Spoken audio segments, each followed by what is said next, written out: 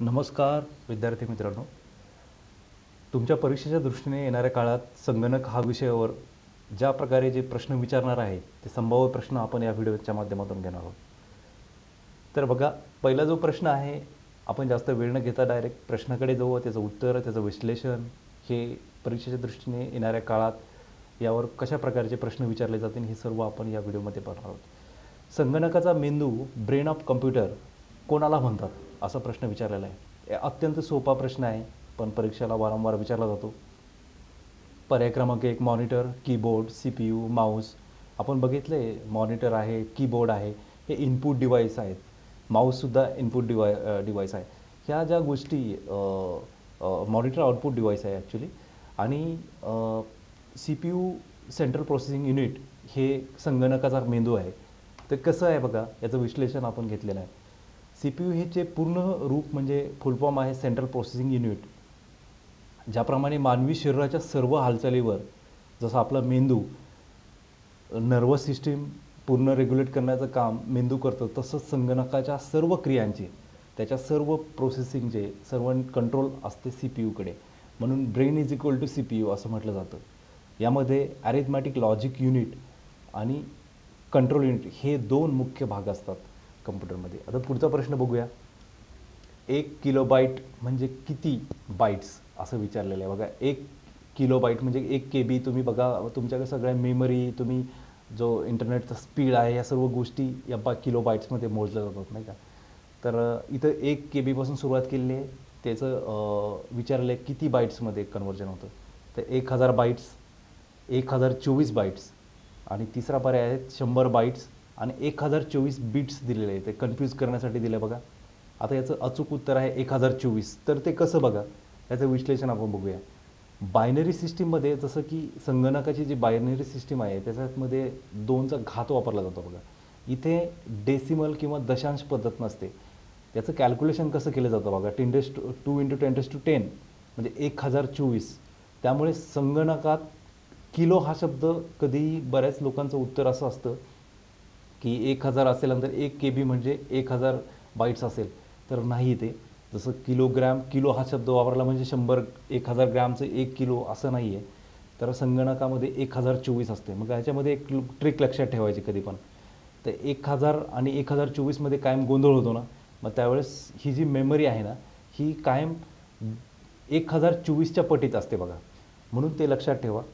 पुढे टेराबाईट्स असेल, मेगाबाईट असेल, ह्या सर्व गिगाबाईट असेल, ह्या सर्व तुम्ही लक्षात ठेवताना 1024च्या पटीत लक्षात ठेवा. ओके. आता बघा, जुन्या काळात बरेच लोक 512 MBचं मेमरी कार्ड वापरत होते ना. म्हणजे कधी पण लक्षात ठेवा, 512, 1024 याच प्रकारे ते मोजले जातात. आता बघा, प्रश्न विचारला आहे पुढचा, खालीलपैकी कोणते इनपुट डिव्हाइस नाही, असं विचारलं आहे ना. आता इनपुट डिव्हाइस आणि आउटपुट डिव्हाइस एक लक्षात घ्या. याच्यामध्ये आपण एक चित्रामध्ये दिसतंय तुम्हाला, एक माऊस दिसतो, एक स्कॅनर आहे, एक प्रिंटर आहे, एक कीबोर्ड आहे ना.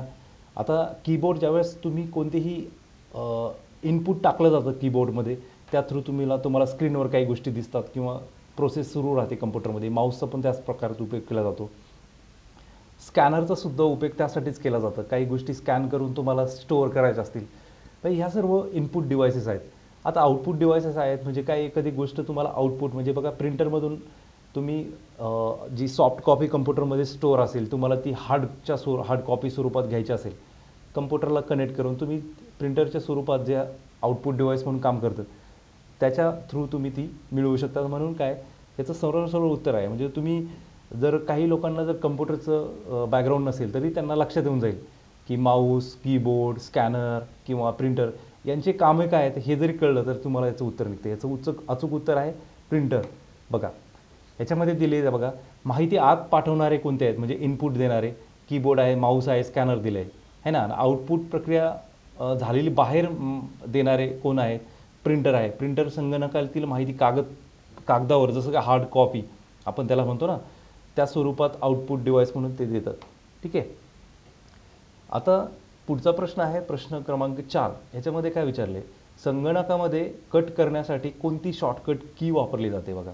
जसे तुम्ही एखादी टाईप करत असाल काही डेटा किंवा तुम्ही पॉवर पॉईंटवर काही काम प्रेझेंटेशन बनवत असाल तर कधी कधी काय असतं, तुम्ही जो तुमचा काही डेटा कट करायचा असतो, तर कट करण्यासाठी जसं की आपण कंट्रोल सी काही डेटा कॉपी करण्यासाठी वापरला जातो, आणि तो जर पेस्ट करायचा असेल तर कंट्रोल व्ही या स्वरूपात आपण प्रेस करतो है ना. आणि त्याच्यानंतर कंट्रोल एक्स हा जो डेटा आहे जो पेस्ट केलेला तो जर कट करायचा असेल तर त्यासाठी कंट्रोल आणि एक्स प्लस दिलं, म्हणजे प्लस नाही दाबलं जात, ॲक्च्युली कंट्रोल आणि एक्स हे दाबले जातात. आणि कंट्रोल झेड कशासाठी रे, कंट्रोल झेड हे अंडू करण्यासाठी, एखादा तुमच्याकडून चुकून कट झाला असेल पार्ट, मग तो जर ॲज इट इज तुम्हाला ठेवायचा असेल, त्याच्यामध्ये काही बदल नसं करायचं, तो कंट्रोल झेड अंडू करण्यासाठी कंट्रोल झेड वापरलं जातं. बघा एक गोष्ट याच्यामध्ये एक ट्रिक दिसते बघा, तुम्हाला इथे कात्री दिसते, कात्री दिसल्यानंतर एक्स पण दिसतोय, म्हणजे तुम्हाला एक्सचं जो एक्स कशा प्रकारे दिसतो, कात्रीसारखा दिसतोय ना, म्हणून लक्षात ठेवा एक्स हे कट करण्यासाठी वापरलं जातं. म्हणजे तुम्हाला तेवढी ट्रिक्स नाही पण लक्षात राहील, आणि ज्या लोकांना माहिती आहे ते तर त्यांना माहीतच आहे कंट्रोल एक्स कंट्रोल व्ही. आता कीबोर्डवरील एक्स अक्षर कात्रीसारखे दिसते ना, मग कात्रीने आपण कापतो म्हणून कंट्रोल एक्स. इतर शॉर्टकट्स लक्षात ठेवा, कंट्रोल सी आपण मी सांगितल्याप्रमाणे कॉपीसाठी, कंट्रोल व्ही पेस्ट करण्यासाठी किंवा इन्सर्ट करण्यासाठी आपण वापरतो, आणि ह्या कीज आणि कंट्रोल झेड हे अंडू करण्यासाठी वापरतो. म्हणजे याचं पर्याय क्रमांक 3 हे उत्तर आहे. आता पुढचा प्रश्न आहे, अगदी सोपा प्रश्न आहे, याचं लॉजिकली पण उत्तर निघू शकतं. खालीलपैकी कोणते ऑपरेटिंग सिस्टीम नाही आहे, ओ एस. ओके, आता विंडोज, लिनक्स, अँड्रॉइड आणि गुगल क्रोम. आता याचं उत्तर आहे गुगल क्रोम. का बरं गुगल क्रोम उत्तर आहे बघा, विंडोज ह्या ऑपरेटिंग सिस्टीम आहेत आणि लिनक्स अँड्रॉइड ह्या पण ऑपरेटिंग सिस्टीम आहेत. आता अँड्रॉइड तर बऱ्याच लोकांना माहिती आहे, जे पी सी लॅपटॉप वापरतात त्यांना विंडोज माहिती आहे. आणि आता गुगल क्रोम आपण ही सर्च इंजिन आहे बघा, वेब सर्चसाठी, म्हणजे तुम्ही इंटरनेटसाठी वापरताय, एक प्रकारचं ॲप्लिकेशन आहे. जसं तुम्ही एक म्हणू शकता की याच्यामध्ये मी विश्लेषणामध्ये तुम्हाला दिसून जाईल की एक घर आहे बघा, हे घर म्हणजे तुमची ऑपरेटिंग सिस्टीम आहे, आणि ती ऑपरेटिंग सिस्टीमच्या आतमध्ये जो दरवाजा आहे किंवा खिडकी आहे हे तुमचे काय झाले, ॲप्लिकेशन झाले. म्हणून इथे ऑपरेटिंग सिस्टीम हे कोणत्या आहेत की विंडोज, लिनक्स, अँड्रॉइड ह्या ऑपरेटिंग सिस्टीम आहेत. ॲक्च्युली संगणक चालवण्यासाठी जे सॉफ्टवेअर आहेत, मुख्य सॉफ्टवेअर आहेत. त्याच्यानंतर वेब ब्राउझर, गुगल क्रोम हे वेब ब्राउझर आहे, इंटरनेट वापरण्यासाठी ॲप आहे, म्हणून ते ॲप्लिकेशन आहे, ते ऑपरेटिंग सिस्टीम नाही आहे. आता याची ॲनॉलॉजी, ऑपरेटिंग सिस्टीम हे घर आहे, तर उदाहरण दिलं आहे मी तुला इथं, तर त्याच्यामध्ये क्रोम ही त्यातली एक खिडकी आहे, विंडो आहे. ओके, जसं दरवाजा आहे. आता पुढचा प्रश्न आहे, कायम परीक्षेला विचारला जातो, भारताने बनवलेल्या पहिल्या सुपर कम्प्युटरचे नाव काय आहे. ह्याच्यावर अनेकदा प्रश्न विचारला जातो. याच्यानंतर पलीकडे पण अजून असे प्रश्न विचारले जातात की जसे जगातील सगळ्यात फास्ट कम्प्युटर कोणता आहे सध्याला, सुपर कम्प्युटर, असे पण विचारले जातात, आणि ते अपडेट होत राहतात. त्याची माहिती तुम्ही घेत राहा चालू घडामोडीमध्ये. आता आर्यभट्ट माहिती आहे आपल्याला, पहिला उपग्रह होता आर्यभट्ट, पर्याय क्रमांक 1, हे तर उत्तर नसणार आहे. त्याच्यानंतर काय, परम 8000, परम संस्कृतमध्ये त्याला परम म्हणजे सुप्रीम, सर्वोच्च, तो शब्द घेतला होता ज्यावेळेस सीडॅक या संस्थेने ह्या कम्प्युटरचा डिस्कवरी केली होती किंवा त्यांनी तयार केला होता. परम 8000 हा सुपर कम्प्युटर सीडॅकने बनवला होता. त्याचे हेड जे होते, चीफ होते, ते डॉक्टर विजय भटकर है ना, आणि पृथ्वी आणि मिहीर यापैकी पर्याय क्रमांक 2 ह्याचं उत्तर आहे. ठीक आहे. आता बघा याचं विश्लेषण पण दिलं आहे, त्याचं काय हिस्ट्री आहे त्याच्यामध्ये. सीडॅक या संस्थेने डॉक्टर विजय भटकर यांच्या नेतृत्वाखाली 1991ला, साल पण विचारू शकतात, हा सुपर कम्प्युटर डिस्कवर केला होता बघा, डेव्हलप केला होता. आता परम ह्या शब्दाचा अर्थ कसा घेतला होता, ते संस्कृतमधून घेतला होता, म्हणून त्याला सर्वोच्च किंवा सुप्रीम कम्प्युटर म्हणून त्यासाठी घेतला होता. ठीक आहे. आता बघा संगणकातील इथं दिलं आहे, आय सी चिप कशापासून बनवलेली असते. ओके, ही जी चिप असते ना कम्प्युटरमध्ये, आय सी चिप कशापासून, कोणत्या धातूपासून बनवली असं विचारू शकतात. आता याचा पर्याय क्रमांक 1 क्रोमियम, सिलिकॉन, तांबे आणि लोखंड. तुम्ही बऱ्यापैकी ऐकलं असेल की बँगलोरच्या आय टी हबला सिलिकॉन सिटी म्हटलं जातं है ना. आता हे सिलिकॉन काय आहे बघा, याचं उत्तर काय, सिलिकॉन काय आहे बघा, हा एक सेमीकंडक्टर आहे, आपल्याला माहिती आहे सगळ्यांना, म्हणजे अर्धवाहक आहे. आणि त्याच्यामुळे तो काय करतो, तुमचा जो विजेचा प्रवाह आहे तो कंट्रोल ठेवण्याचं सगळ्यात उत्तम आहे कोण, सिलिकॉन. म्हणून सायंटिस्टनी त्यावेळेस ते एक तर पहिली गोष्ट आय सी चिपमध्ये तुम्ही इंटिग्रेटेड सर्किट असं म्हणू शकता त्या चिपला.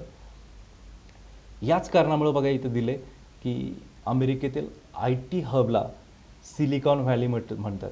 ओके, आय टीची व्हॅल्यू आहे आय टी हब किंवा ह्याला सिलिकॉन व्हॅली म्हणण्याचं कारण हे आहे. ठीक आहे.